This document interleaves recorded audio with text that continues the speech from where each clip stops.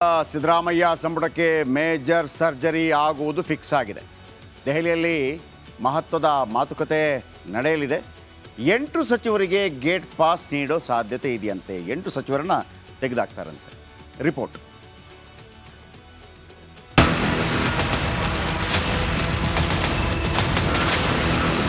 ಅಧ್ಯಕ್ಷರು ಬದಲಾವಣೆ ಆಗ್ತಕ್ಕಂಥದ್ದಕ್ಕೆ ಕೆಲವು ಕಡೆಯಿಂದ ಮಾತುಗಳಿದೆ. ಹೈಕಮಾಂಡ್ನಲ್ಲಿ ಏನು ಚರ್ಚೆ ಆಗಿದೆ ಗೊತ್ತಿಲ್ವಲ್ಲ. ರಾಜ್ಯ ಸಚಿವ ಸಂಪುಟ ಪುನರ್ರಚನೆಯ ಚರ್ಚೆ ತೀವ್ರಗೊಂಡಿದೆ. ಇದರ ಮಧ್ಯೆ ಡಿಸಿಎಂ ಡಿಕೆ ಶಿವಕುಮಾರ್ ಕೆಲವು ಸಚಿವರು ತ್ಯಾಗ ಮಾಡಬೇಕು ಎನ್ನುವ ಮೂಲಕ ಸಂಪುಟಕ್ಕೆ ಸರ್ಜರಿ ಮಾಡುವ ಸುಳಿವು ನೀಡಿದ್ದಾರೆ. ಆದರೆ ಸಿಎಂ ಸಿದ್ದರಾಮಯ್ಯ ಮಾತ್ರ ಸಚಿವ ಸಂಪುಟ ವಿಸ್ತರಣೆಯ ಬಗ್ಗೆ ಯಾವುದೇ ಹೇಳಿಕೆ ನೀಡಿಲ್ಲ. ಈ ಬೆಳವಣಿಗೆಗಳ ನಡುವೆ ಸಿಎಂ ಮತ್ತು ಡಿಸಿಎಂ ದೆಹಲಿಗೆ ತೆರಳಿದ್ದಾರೆ. ಹೈಕಮಾಂಡ್ ನಾಯಕರನ್ನ ಭೇಟಿ ಮಾಡಿ ಮಾತುಕತೆ ನಡೆಸಲಿದ್ದಾರೆ.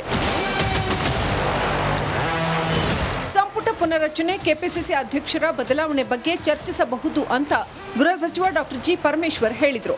ಕೆಪಿಸಿಸಿ ಅಧ್ಯಕ್ಷರ ಬದಲಾವಣೆ ಆಗಬಹುದು ಅಂತಿದ್ದಾರೆ ದಿನೇಶ್ ಗುಂಡೂರಾವ್. ಹೈಕಮಾಂಡ್ನವ್ರ ಜೊತೆ ಚರ್ಚೆ ಮಾಡಿ ಸಂಪುಟದ ರಿಷಫಲ್ ಬಗ್ಗೆ, ಪುನರ್ರಚನೆ ಬಗ್ಗೆ ಏನಾದರೂ ಮಾತಾಡ್ತಾರೆ ಗೊತ್ತಿಲ್ಲ. ಅದ್ರ ಜೊತೆಗೆ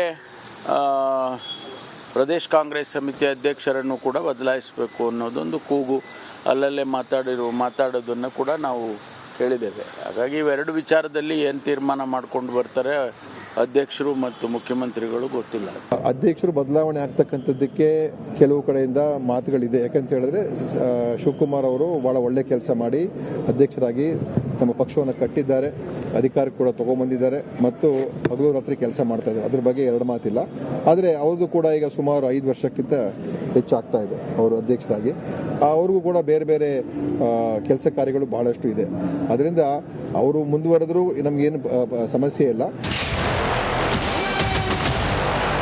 ಸರ್ಕಾರ ಆಡಳಿತಕ್ಕೆ ಬಂದು 1.5 ವರ್ಷ ಆಗಿದೆ. ಆದ್ದರಿಂದ ಹೊಸ ವರ್ಷದ ಬಜೆಟ್ ಅಧಿವೇಶನ ಮುಗಿದ ಬಳಿಕ ಸಂಪುಟ ಪುನರ್ರಚನೆ ಪ್ರಯತ್ನಕ್ಕೆ ಹೈಕಮಾಂಡ್ ಮುಂದಾಗಲಿದೆ. Bureau report, Republic Kannada. ಏನಾಗ್ಬಿಡುತ್ತೇನೆ ಬೇಡಪ್ಪ ಕ್ಯಾನ್ಸಲ್ ಹಂಗೆ ಮಾಡಿಲ್ಲ ಅವ ಅಂತ ವಾದ. ಇದನ್ನು ನೋಡಿದಾಗ ಈ ಸಾಕ್ಷಿಗಳಿದಾರಲ್ಲ, ಅಣ್ಣ ಇದು ಏನಾಯ್ತಾ ಇದೆಯಣ್ಣ ಇದು ಅನ್ನೋ ರೀತಿಯಲ್ಲಿ ಕಕ್ಕಾಬಿಕ್ಕಿ ಆಗ್ಬಿಟ್ರಂತೆ ಸಿ ವಿ ನಾಗೇಶ್ ಅವರ ವಾದಕ್ಕೆ. ಅದಕ್ಕೆ ನಾನು ಹೇಳ್ತಾ ಇದ್ದೆ, ಸಿ ವಿ ನಾಗೇಶ್ ಯಾವ ರೀತಿ ವಾದ ಮಂಡಿಸ್ತಾ ಇದ್ರು ಅಂತಂದರೆ, ಇದನ್ನು ಕೋರ್ಟ್ ಮಾನ್ಯ ಮಾಡಿಬಿಟ್ರೆ ಅಥವಾ ಇದಕ್ಕೆ special public prosecutor Prasanna Kumar ಕರೆಕ್ಟಾದ ಕೌಂಟ್ರ್ ಕೊಡದೇ ಇಟ್ಟಿದ್ರೆ ಕೇವಲ ಮಧ್ಯಂತರ ಜಾಮೀನು ಮಾತ್ರವಲ್ಲ, ಮುಂದಿನ ಶಿಕ್ಷೆ ಪ್ರಮಾಣದಲ್ಲೂ ಕೂಡ ಶಿಕ್ಷೆನೇ ಇಲ್ಲದೆ ಹೊರ ಬರ್ತಾರೇನು ಆ ಥರ ವಾದ ಮಂಡಿಸಿದ್ದಾರೆ. ಆದರೆ ಅಲ್ಲಿಗೆ ಮುಗಿದಿಲ್ಲ. SPP ಇದಕ್ಕೆ ಕೌಂಟ್ರ್ ಕೊಡಲಿಕ್ಕಿದೆ. ಅದನ್ನು ಕಾದು ನೋಡೋಣ. ಈಗ ಪ್ರತಿಯೊಬ್ಬರ ಜವಾಬ್ದಾರಿ ಕೂಡ ಅವರವರ ಭಾಷೆಯನ್ನು ಪ್ರೀತಿಸುವಂಥ ಜವಾಬ್ದಾರಿ. ಅದನ್ನು ಹೇಳಿಕೊಡ್ಬೇಕಾಗಿಲ್ಲ, ಅದು ರಕ್ತಗತವಾಗಿ ಬಂದುಬಿಡ್ಬೇಕು ಅಲ್ವಾ? ಎಸ್ ಅಲ್ಲ ರೀ, RCB ಅಂತ ಅಭಿಮಾನಿಗಳು ವಿಶ್ವದಲ್ಲಿ ಸಿಗ್ತಾರೇನ್ರಿ? 17 ಬಾರಿ ಸೋತ ನಂತರ ಕೂಡ ಈ ಬಾರಿ ಕಪ್ ನಮ್ಮದೇ, ಆ ಟೈಟ್ಲ್ ಎಷ್ಟು ಫೇಮಸ್ ಆಗಿಬಿಡ್ತು ಅಲ್ವಾ? ಸೊ ಯಾವತ್ತೂ ಕೂಡ ಬಿಟ್ಟು ಕೊಟ್ಟಿಲ್ಲ. ಹೀಗಿರುವಾಗ ನೀವು ಅರ್ಥ ಮಾಡ್ಕೋಬೇಕು, RCB ಕರ್ನಾಟಕದ ಟೀಮ್, ಬೆಂಗಳೂರು ಟೀಮ್, ಕನ್ನಡದ ಪೇಜ್ ಫಸ್ಟ್ ಬರಬೇಕಾಗಿತ್ತು, ಆಮೇಲೆ ಇಂಗ್ಲೀಷು, ಆಮೇಲೆ ನೀವು ಆಯ್ತಪ್ಪ 2-3 ಮಾಡಿ ಕನ್ನಡ ಫಸ್ಟ್, ಕನ್ನಡ ಅಥವಾ ಯಾವುದಾದ್ರೂ ಒಂದು ಫಸ್ಟು ಪೋಸ್ಟ್ ಯಾವುದಾದ್ರೂ ಹಾಕೋದಿದ್ರೆ ಕನ್ನಡದಲ್ಲಿ. ಇಲ್ಲಿ ಬೇರೆ ಭಾಷೆ ವಿರೋಧಿಗಳು ಖಂಡಿತ ಕನ್ನಡಿಗರಲ್ಲ, ಆದರೆ ನಮ್ಮ ಭಾಷೆಯನ್ನೇ ನೀವು ಈ ಥರ. ಆಮೇಲೆ ಈ ಹಿಂದೆಲ್ಲ ಬಂದಿತ್ತಪ್ಪ, ನೀವು ಪಾರ್ಟಿ ಬಿಟ್ಟಾಕಿ ಸರ್. ಈ ಹಿಂದೆ ಇದೇ ಉತ್ತರ ಪ್ರದೇಶದ ಮುಖ್ಯಮಂತ್ರಿ ಹೇಳಿದ್ರು, ಹಿಂದಿ ಕಲಿತ್ರೆ ನಮ್ಮ ಭಾಗದಲ್ಲೆಲ್ಲ ನಿಮ್ಗೆ ಕೆಲಸ ಸಿಗುತ್ತೆ ಅಂತೇಳಿ. ಅಲ್ಲಿಂದ ಪಾನಿಪುರಿ ಮಾರ್ಕೊಂಡು ಇಲ್ಲಿಗೆ ಬರ್ತಾರೆ.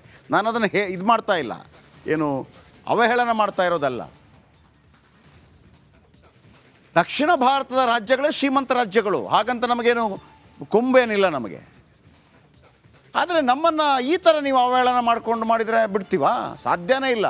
ಕನ್ನಡವೇ ಸಾರ್ವಭೌಮ. ನಾವು ಹೇಳ್ತಾ ಇದ್ವಿ, ದೇಶದ ವಿಚಾರ ಬಂದಾಗ ನೇಷನ್ ಫಸ್ಟ್, ಕರ್ನಾಟಕದ ಕನ್ನಡ ವಿಚಾರ ಬಂದಾಗ ಕರ್ನಾಟಕ ಫಸ್ಟ್. ನಮಗೆ ಕನ್ನಡಿಗರಿಗೆ RCB ಹಿಂದಿ ಪೇಜ್ ಬೇಕಾಗಿಲ್ಲ, RCBಯಿಂದ ಬೇಕಾಗಿಲ್ಲ. ಹಾಗಂತ ನೀವು ಹಿಂದಿ ಚಾನಲ್ಗಳ ಮುಖಾಂತರ ನೋಡ್ತಿರೋದಂದ್ರೆ ನಮ್ಮದೇನು ಅಭ್ಯಂತರ ಇಲ್ಲ. ಆದರೆ ಕನ್ನಡದಲ್ಲಿ ಅವಮಾನ ಮಾಡಬೇಡಿ, ಕನ್ನಡಕ್ಕೆ ಅವಮಾನ ಮಾಡಬೇಡಿ. ನಿಮಗೆ ಬೆಂಬಲ ಕೊಡ್ತಿರೋದು ಕನ್ನಡಿಗರು. ಈ ಥರದ ಬೆಂಬಲ ಯಾವ ಸೂಪರ್ ಸ್ಟಾರ್ಗೂ ಇಲ್ಲ ರೀ, ಯಾವ ಸೂಪರ್ ಸ್ಟಾರ್ಗೂ ಇಲ್ಲ. ಯಾಕಂದರೆ ಎಂಥದೇ ಸೂಪರ್ ಸ್ಟಾರ್ ಇರಲಿ, ನಾವು ಹೇಳ್ತೀವಲ್ಲ, ರಜನಿಕಾಂತ್, ಅಮಿತಾಬ್ ಬಚ್ಚನ್, ಶಾರುಖ್ ಖಾನ್, ದರ್ಶನ್, ಸುದೀಪ್, ಪುನೀತ್, ಯಶ್ ಎಲ್ಲರೂ ಒಳ್ಳೆ ಸಿನಿಮಾ ಇಲ್ಲ ಅಂತಂದರೆ ನಡೆಯಲ್ಲ. ಅವರು ಒಳ್ಳೆ ಸಿನಿಮಾನೇ ಕೊಡಬೇಕು. ಫ್ಲಾಪ್ ಆಗಲ್ವ ಪಿಕ್ಚರು? ಆಗತ್ತೆ. ಆದರೆ ಇವ್ರದ್ದು ಹಂಗಲ್ಲ. ಇವರು 17 ಬಾರಿ ಫ್ಲಾಪು ಆದರೂ ಕೂಡ RCB ಅಭಿಮಾನಿಗಳು ನಾವು ಹೆಂಗೆ ನೋಡ್ಕೋಬೇಕು ಕನ್ನಡಿಗರನ್ನು ಅಲ್ವಾ? ನೀವು ಬೆಂಗಳೂರಿನ ಹೆಸರು ಇಟ್ಕೊಂಡಿದ್ದೀರಿ. ಕನ್ನಡಿಗರ ಪ್ರೀತಿ ದುರುಪಯೋಗ ಮಾಡ್ಕೋಬೇಡಿ. ನೀವು ಇನ್ನೂ 10 IPL ಸೋತ್ರೂ ಪರವಾಗಿಲ್ಲ. IPL ಕಪ್ RCBಗಿಂತಲೂ, IPL ಕಪ್ ಮತ್ತು RCBಗಿಂತಲೂ ನಮಗೆ ಕನ್ನಡವೇ ಮುಖ್ಯ. ನಮಗೆ ನಮ್ಮ ಕನ್ನಡ ಸ್ವಾಭಿಮಾನವೇ ಹೆಚ್ಚು. 17 ವರ್ಷದಿಂದ ನೀವು ಅದೆಷ್ಟೋ ಪಂದ್ಯ ಸೋತಿದ್ದೀರಿ, ಆದರೂ ಈ ಸಲ ಕಪ್ಪು ನಮ್ಮದೇ. ವಿರಾಟ್ ಕೊಹ್ಲಿ ಬಾಯಿಯಲ್ಲೂ ಕೂಡ ಹೇಳುವಂಗೆ ಮಾಡಿದ್ದೀವಿ, ಟ್ರೆಂಡ್ ಆಗೋ ಥರ ಮಾಡಿದ್ದೀವಿ. ನೀವು ಸೋತ್ರೂ ಪರವಾಗಿಲ್ಲ, ಆದರೂ ನಿಮ್ಮ ಬೆನ್ನಿಗೆ ನಿಂತಿರೋದು ಅಭಿಮಾನಿಗಳು. 17 ವರ್ಷದಲ್ಲಿ ಎಂದಿಗೂ ನಿಮ್ಮ ಮೇಲೆ ಯಾರೊಬ್ಬನು ಸಿಟ್ಟಾಗಿಲ್ಲ, ಯಾಕೆ ಸೋತ್ರಿ ಅಂತ ಕೇಳಲಿಲ್ಲ. ಆದರೆ ಕನ್ನಡದ ಫ್ರ್ಯಾಂಚೈಸಿಯಿಂದ ಹಿಂದಿ ಹೇರಿಕೆ ಆಗಬಾರ್ದು. ಕನ್ನಡವಿಲ್ಲದೆ ಹಿಂದಿ ಏರಿಕೆ ಹೆಂಗೆ ಮಾಡ್ತಿರೋದು? ತಪ್ಪಲ್ವಾ? ನೀವೊಂದು ವೇಳೆ ಕನ್ನಡ ಮಾಡಿಬಿಟ್ಟು ಇಂಗ್ಲೀಷ್ ಮಾಡಿಬಿಟ್ಟು ಹಿಂದಿನ ಒಂದು ಇರಲಪ್ಪ ಅಂತಂದಿದ್ರು ಒಂದು ವಿಚಾರ ಬೇರೆ. ಹೇರಿಕೆ ಆಗಬಾರ್ದು. ನಾವು ಹಿಂದಿ ಭಾಷಿಕ ವಿರೋಧಿನ ಅಲ್ಲ, ತಮಿಳೂ ಅಲ್ಲ, ಮರಾಠಿನೂ ಅಲ್ಲ. RCBಯ ಹಿಂದಿ ಬಳಕೆ ನೋಡಲು ಬೇಸರವಾಗುತ್ತೆ. RCB ಕನ್ನಡ ಮತ್ತು ಇಂಗ್ಲೀಷ್ಗೆ ಆದ್ಯತೆ ನೀಡಿದರೆ ಸಾಕು, ಕರ್ನಾಟಕಕ್ಕೂ ಹಿಂದಿ ಭಾಷೆಗೂ ಏನು ಸಂಬಂಧ ಅಂಥೇಳಿ ಕನ್ನಡ ಹೋರಾಟಗಾರರು ಇವತ್ತು ಟ್ವಿಟರ್ ಮೂಲಕ ಬೇರೆ ಬೇರೆ ರೀತಿಯಲ್ಲಿ ಪ್ರಶ್ನೆಗಳನ್ನು ಮಾಡ್ತಾಯಿದ್ರು. RCBಗೆ ಚಳಿ ಬಿಡಿಸ್ತಾ ಇದ್ದಾರೆ ಕನ್ನಡಿಗರು ಎಲ್ಲ ಕಡೆ. ನೋಡಿ ವೀಕ್ಷಕರೇ, ನಾವು ಯಾವುದೇ ಭಾಷೆ ವಿರೋಧಿಗಳಲ್ಲ. ಈಗ MES ಇದೆ, ಅಥವಾ ತಮಿಳು ವಿಚಾರಕ್ಕಾಗತ್ತೆ. ಹಾಗಂತ ಅವರ ದೇಶದಲ್ಲಿ, ಅವರ ರಾಜ್ಯಗಳಲ್ಲಿ ಮಾಡ್ಕೋಬೇಡಿ ಅಂತ ನಾವು ಹೇಳ್ತಾ ಇಲ್ಲ.